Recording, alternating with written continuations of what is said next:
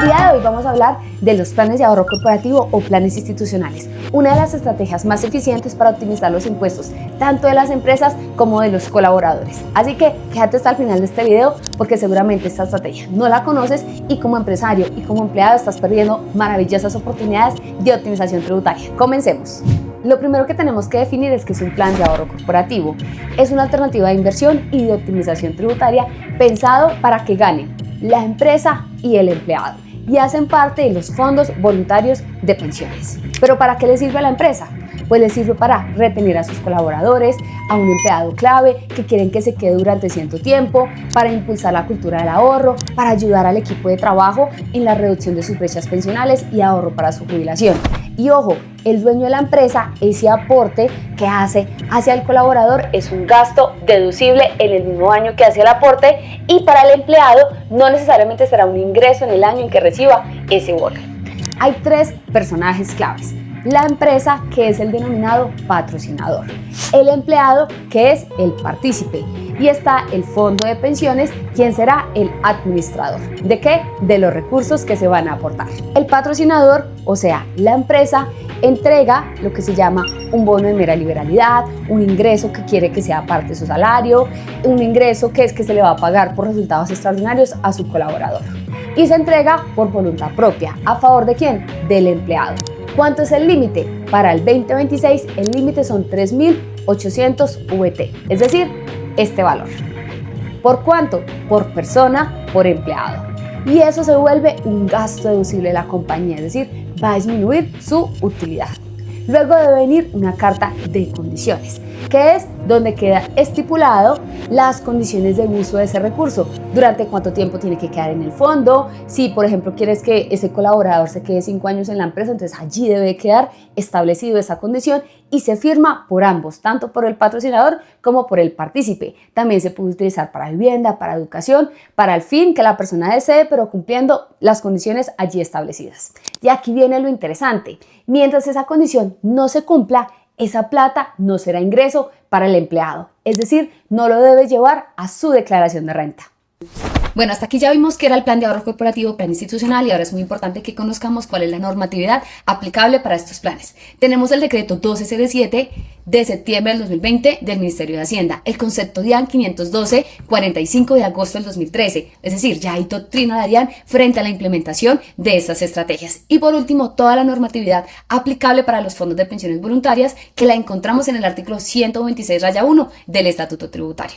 Aquí, en este punto, cuando estamos hablando de los fondos de pensiones voluntarias, ¿cierto? Solemos decir, pero si los fondos de pensión voluntaria tenían un límite, ¿cierto? Con la última declaración de renta, la última reforma tributaria que tuvimos en el 2022 de 1.340 VT, pero ¿cómo así que con los planes institucionales se pueden tomar hasta 3.800 VT? ¿El uno tiene que ver con el otro?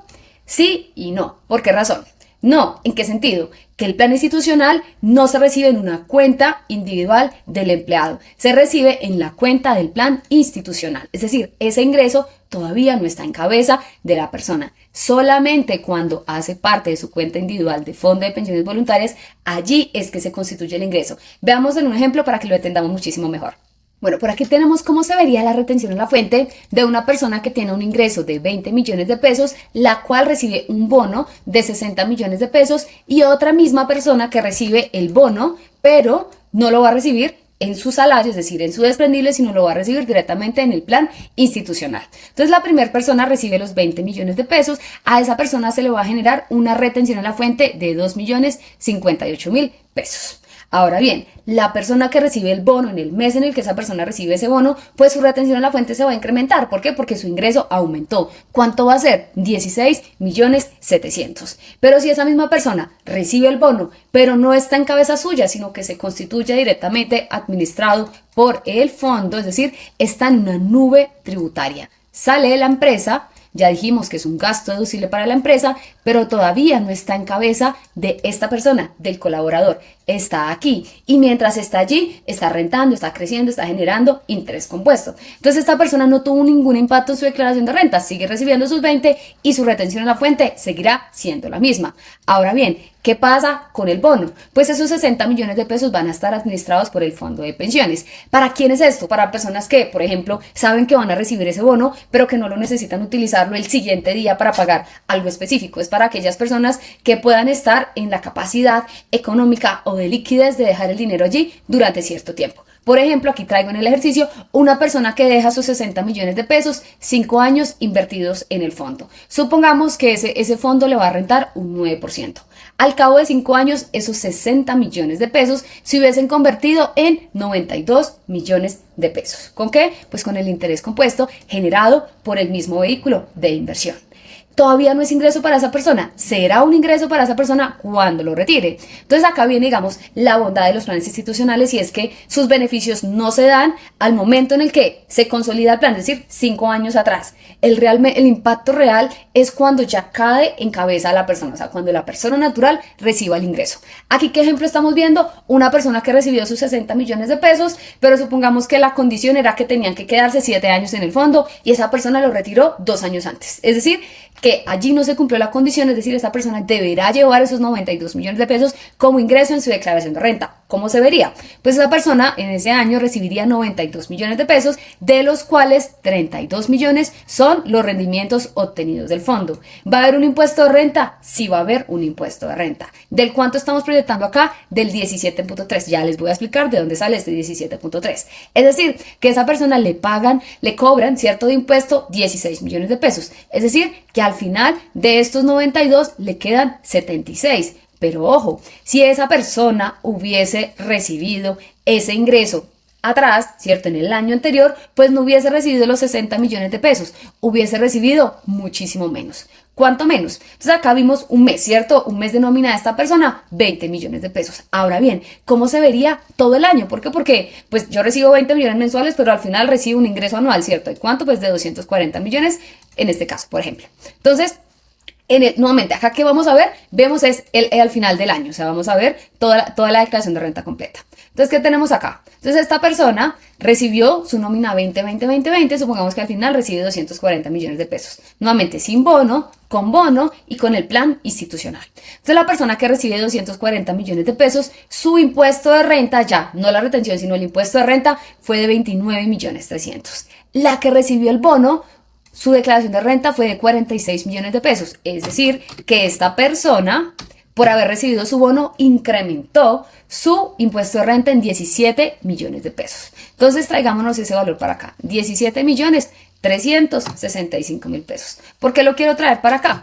Porque suponiendo que esa persona unos años después retira el dinero y aún pagando impuestos, pues básicamente esa persona, si lo hubiese retirado en el mismo año en el que lo recibió, le hubiesen quedado 42 millones de pesos. Pero por haber constituido el plan institucional y haberlo dejado allí, y aunque le hubiese tocado pagar impuestos 5 años después, va a tener 17 millones de pesos más, es decir, 76 millones de pesos.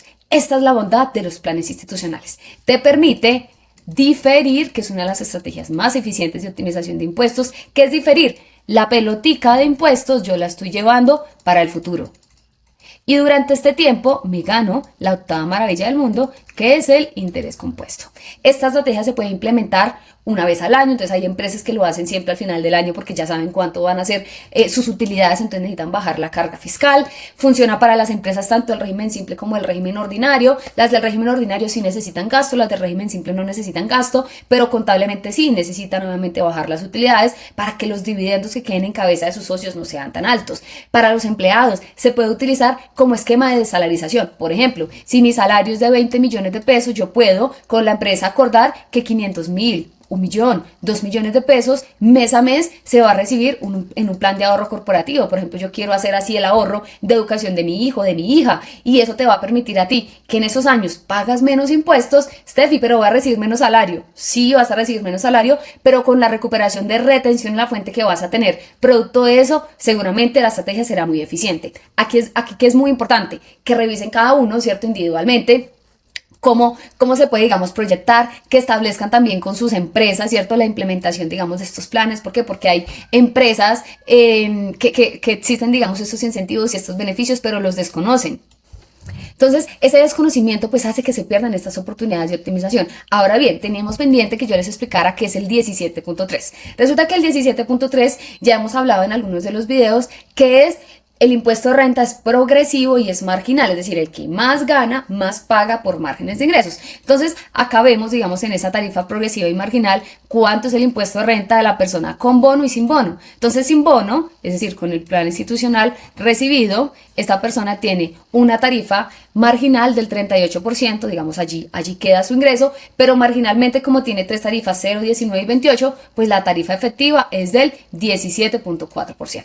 Entonces, de ahí es donde sacamos, ¿cierto?, que ese va a ser el valor que, digamos, de manera efectiva va a pagar ese año en su declaración de renta. Entonces, acá, ¿cuál es la invitación? Que ustedes puedan, como empleados, si tú eres empleado, que puedas hablar con tu empresa, decir, mira, ahí está implementación, ahí estas estrategias, podemos revisar la posibilidad de aperturar con un fondo de pensión voluntaria, con cualquiera de los fondos de pensión voluntaria se puede establecer, o si tú eres socio, si tú tienes una empresa que has venido pagando impuesto de renta, que cada año, por ejemplo, por los dividendos de tu empresa estás pagando una tarifa tanto por la empresa muy alta como en cabeza tuyo cuando recibes los dividendos muy alta, esta es una solución maravillosa a implementar. Si tienen dudas, nuevamente, inquietudes, lo leemos en los comentarios. Para las personas, colegas, de pronto contadores también que quieren llevar esta solución a sus empresas, les vamos a dejar un link para que nos podamos contactar, para que podamos agendar un espacio personalizado, aclarar las dudas y ayudar a implementar estas estrategias de optimización en sus empresas. Nos vemos en el próximo video. Chao, chao.